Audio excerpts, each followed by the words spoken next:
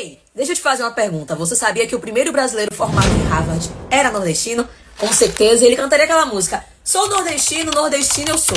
Sou nordestino, eu vim lá do interior. O nome dele era Joaquim Antônio Alves Ribeiro. Ele nasceu em Icó, no interior do Ceará, lá em 1830. Mas foi em 1853 que ele foi o primeiro brasileiro a se formar em medicina pela Universidade de Harvard, numa época em que brasileiro quase nenhum estudava fora. E aí um detalhe importante: depois de formado, ele decide voltar para o Brasil. Precisou revalidar o seu diploma, como acontece até hoje, e fez isso na Faculdade de Medicina da Bahia. Após revalidação, ele foi para o interior do Rio Grande do Norte, contratado para trabalhar durante uma epidemia.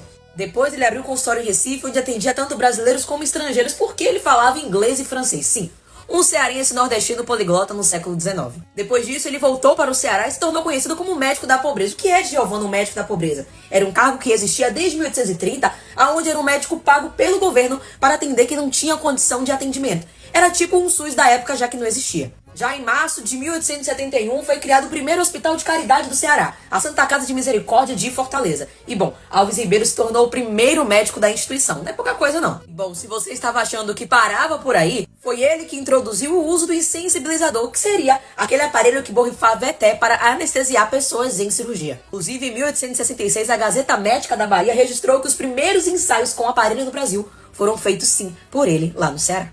Além disso, ele criou um dos primeiros periódicos científicos médicos do Brasil, chamado Alacenta, para divulgar conhecimento médico. Escreveu o Manual da Parteira, que ajudou no atendimento em áreas sem médicos, e ainda fundou o primeiro Museu de História Natural do Ceará. Mas por que Giovanna ninguém fala dele? Na visão de alguns historiadores, como a do Eduardo Vasconcelos, isso acontece porque depois da Grande Seca de 1877, o Ceará ele passou a ser narrado apenas como uma terra de seca, miséria e atraso. A historiografia nacional passou a concentrar a produção científica no eixo Rio-São Paulo e histórias como a de Alves Ribeiro acabaram sendo apagadas. Mas que agora a gente possa lembrar que ele saiu do interior do Nordeste para uma das universidades mais prestigiadas do mundo. E essa é a história de um nordestino que o Brasil precisa lembrar. Mas e aí, se você chegou até aqui no vídeo, me conta aqui embaixo, você conhecia essa história? Qual a sua opinião sobre isso? E não esquece de me seguir não, que isso aqui dá um trabalho da zorra pra fazer, viu?